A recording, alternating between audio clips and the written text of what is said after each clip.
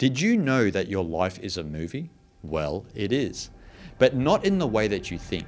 Let me explain to you why your life is a Hollywood blockbuster.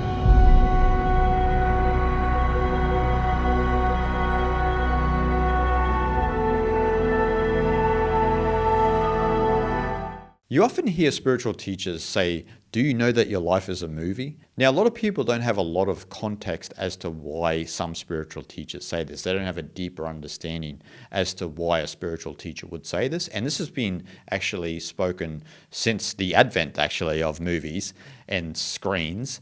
And so a lot of spiritual teachers actually use it as an analogy for consciousness and for life in general and for your life.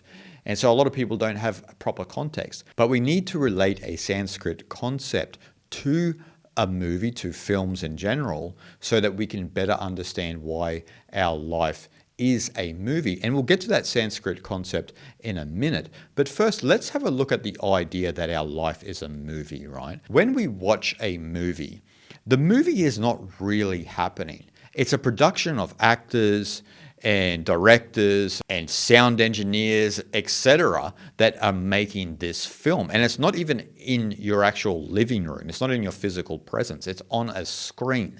And they are telling you a story.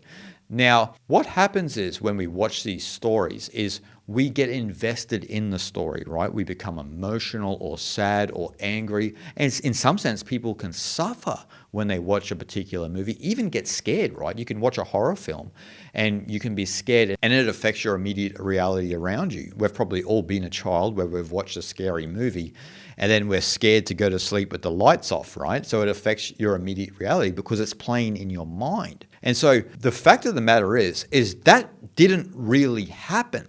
We just watched it and it evoked an emotion and a feeling that affected our immediate environment and our internal world. And so that's what movies do to us.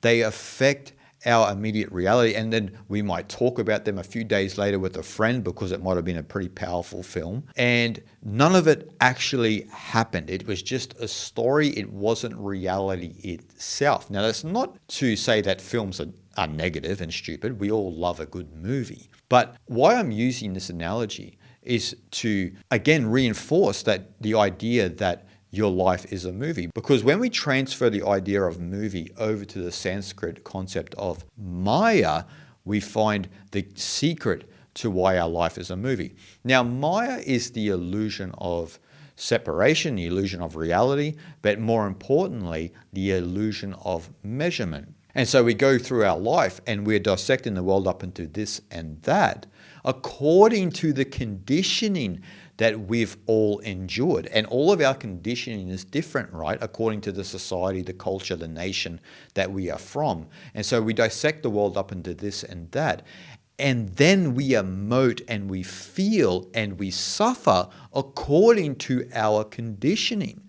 So what we label reality with, according to whatever we are conditioned with, is how we suffer. It's what keeps us in this state of bondage. And all you need to say is, did any of that happen? Or are you reacting to an internal indoctrination and conditioning that you've endured? And the reality is we are all reacting to the labels, to the conditioning that we have all embodied, but we're not actually seeing reality as it truly is. We're not recognizing the pure screen of consciousness. We are engrossed in the images on the screen of consciousness, but we don't notice the screen itself. So as when we go into a cinema, we notice the images on the screen, but we forget the screen itself, the existence of the screen itself, because we are so involved in the images and the story that are apparently in the screen, but they're only a projection on the screen. And so you purely are just that blank screen of consciousness that has embodied all of these projections. They've been inculcated within you. And then that's how you see the world. You forget the screen of consciousness as a result. And so you're going about your day, you're suffering, you feel bondage, you feel angry, you feel emotional to things that are happening in your reality but it's only the conditioning that you're reacting to. You're reacting to your internal environment. Even though the external environment may evoke that response, and look, there are certain situations that evoke a response where you need to take care of yourself and so forth and so on, that's more naturalistic. I'm talking more on the subtle realm where people suffer. The ideas, the conventional reality that we have created, this belief system that we have, which is a belief system in the end. And so we go around and we dissect the world up into this and that according to that belief system, and so we suffer. But none of that is happening out there.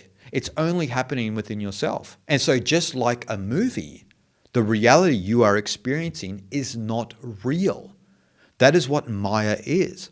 It's not real. You're going around thinking that all of these images within the screen of consciousness, all of these ideas, all of these conventional ways of thinking of right and wrong, good and bad, are what reality is. But that is what the illusion is. That's what is not real. And so when you turn that internal projector off, you notice that there's just the screen of consciousness.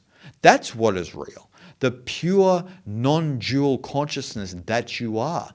That is what is real. That is what in Sanskrit is called Brahman. And in the great Advaita Vedanta text, Shankara actually says many times, Brahman alone is real. Maya is the illusion.